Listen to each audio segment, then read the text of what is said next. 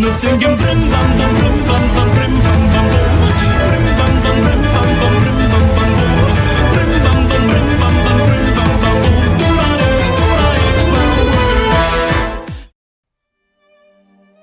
Politics, the means our country is governed. Often we communicate our perspectives on politics through debates, which serve to bring awareness and address the modern societal problems. It's the forbidden dark arts never to be practiced by the family at the dinner table, unless you want to see them bark and bite at each other like rabid dogs. Through political stances that will be shown through examples, I am not going to discuss which side of the argument you should choose, because I'm not trying to influence you to choose one political affiliation or the other. So for here, we are going to be exploring the philosophy of modern politics mainly through political debates, ultimately asking ourselves why and how political debates are conducted the way they are in our modern day, as well as what to be aware of when looking at any perspective or sense of logic in a political debate. To understand the philosophy of political debates, we have to break down the people and structure in them. So why have political debates? Well, they were ultimately created to influence and appeal to an audience. Initially, it started between two scholars or individuals, then organized groups of people, as it has been that way for millennia. But with advances to technology, it can be expressed through multiple means, from the press to the radio, then eventually the television, and to where it is now, being more accessible than ever. With the accessibility and convenience of these discussions, the audience grows, and I fall under the mentality that every politician has an agenda, and to proceed with an agenda under any type of democratic government, politicians, scholars, and activists need to affect as many people with their influence as possible, from highly powerful individuals/corporations to a sheer quantity of people they can improve their chances of influencing or legislating their intentions. Alright, so how do politicians achieve this? That leads to questioning the logic behind our politicians. So how do we think like a politician? Well, we have to think of their goal, and their goal is to get their political agenda to be effective, whether it be economic opportunity, political movement, or legislature. They need people backing them up to have power. So they ultimately have to say whatever they think may bring people onto their side. That comes in the form of vocalizing their side to be more appealing than the other. Many of them try to check the boxes, trying to get on the good side with as many helpful demographics as possible, whether it be people of a certain place, occupation, or affiliation. There are many examples of this on social media today. The goal influential politicians often have in political debates is not to convince or have a proper discussion with the other party that they are having a debate with. Rather, they are incentivized to try and convince the audience of their perspective instead. Many political debates are going to double down instead of being convinced, and many aren't there to find an understood common ground. In such vital events as the presidential election, political debates serve as a great opportunity to try and convince more people to rally to a given side.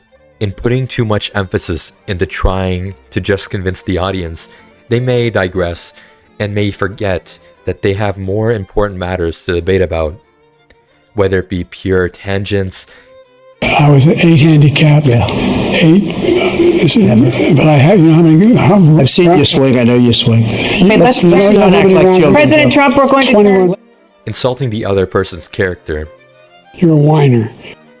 or constructing situations that make themselves look superior and their opponent inferior. Donald Trump left us the worst public health epidemic in a century.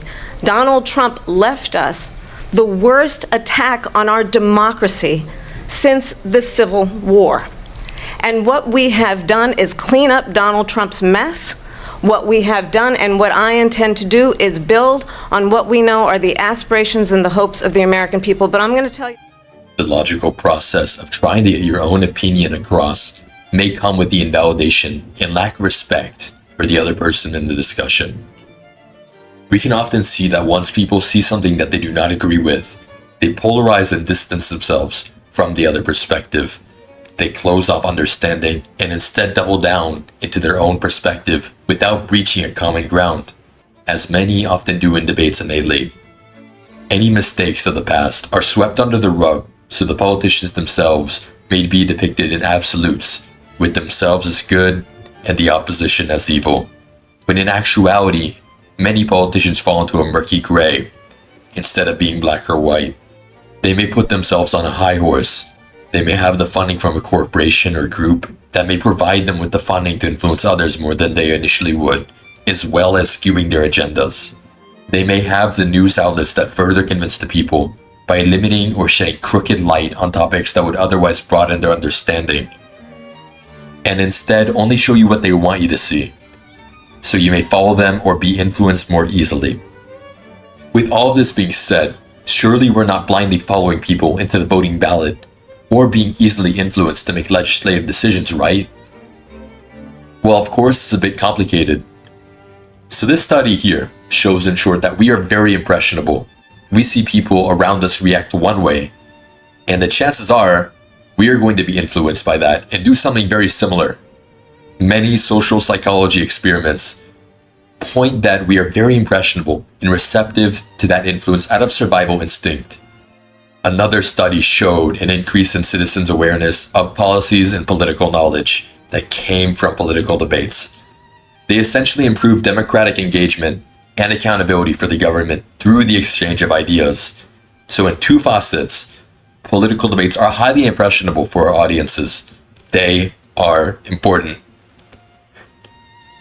Just this awareness may or may not be blindsided due to the sheer amount of fallacies spewed by politicians, since many inaccurate things can be said, but not enough time to process and understand the information to make and encounter a proper conclusion. Claims may be made without evidence being even connected to it. It's just something as well to be aware of, since many inaccurate things may be said in political debates. And the more proper information you're exposed to, the better. To be a politician. So much is said, yet little was done. Multiple claims with lackluster evidence. What politicians claimed was genuine was simply manufactured to invoke a response. Vagueness and deflecting is a mainstay. Putting up front is a lifestyle. A wolf among the sheep needs a disguise in order to lure them. Double standards, doubling down, using deflection instead of proper refutation. Assumptions are treated as facts. Label the people so that they may stay divided and treat each other with alienation and animosity. Claim the truth when the pursuit is a lie. The people are simply a means to the end. But our politicians are a reflection of our society. They stem from us because they are us. In the structure of our people, it often doesn't pay to be genuinely understanding and authentic. It pays to be assertive, each voice trying to drown out the other in the seas of perspectives. If you're trying to hear out other people, it can often come out as them drowning out your opinion. Everyone wants to talk, no one wants to listen.